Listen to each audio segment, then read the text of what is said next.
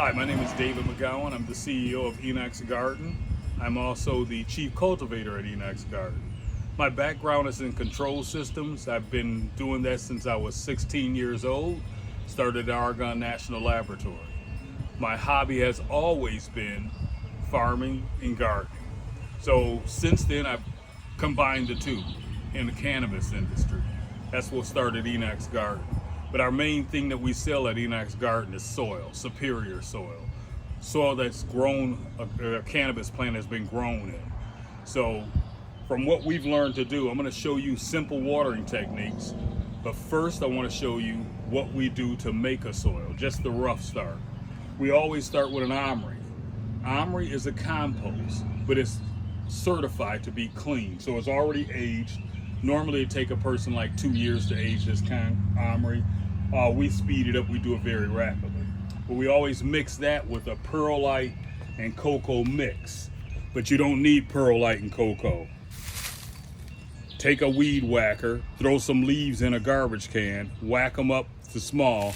They'll do the same thing perlite can, but one thing perlite and cocoa does, but it does a little bit better. This does have a nutritional value. This will retain moisture a little bit better than cocoa, and it's normally free. So also, whenever you water, you must have something in your water for seedlings, not a fertilizer.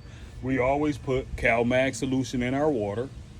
We always put a mycorrhizing in our water. None of these brands have I had any connection with. None of them pay me. I'm just showing you things that we have used. So we put a mycorrhizing in. And for cannabis plants, we always add one other thing. We add this fungus, trichoderma. That fungus will keep powdery mildew from coming back out of the soil. So that has to be added to the soil for a cannabis plant, especially if the strain you're using is subject to powdery mildew.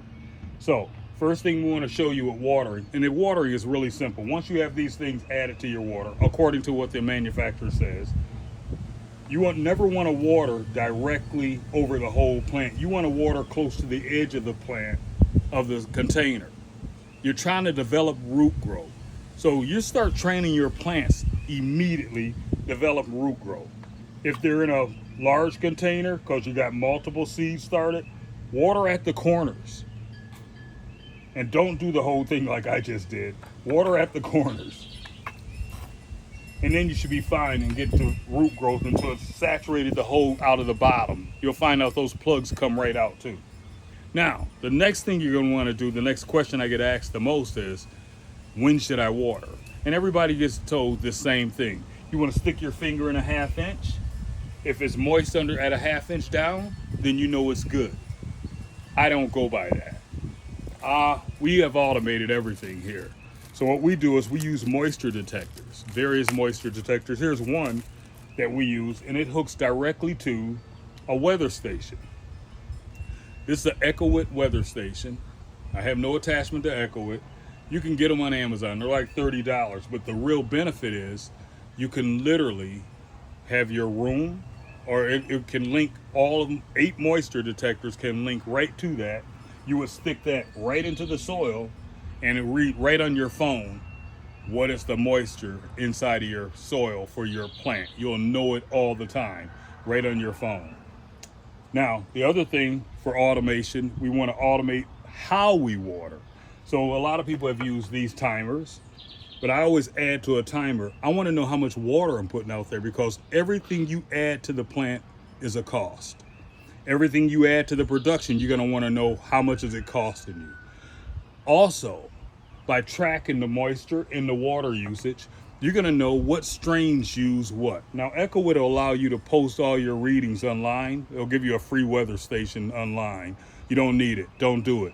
You want that data for yourself unless you're sharing with a bunch of other people, because you want to keep every strain's information that you got on how much water it up took, how much moisture it took up.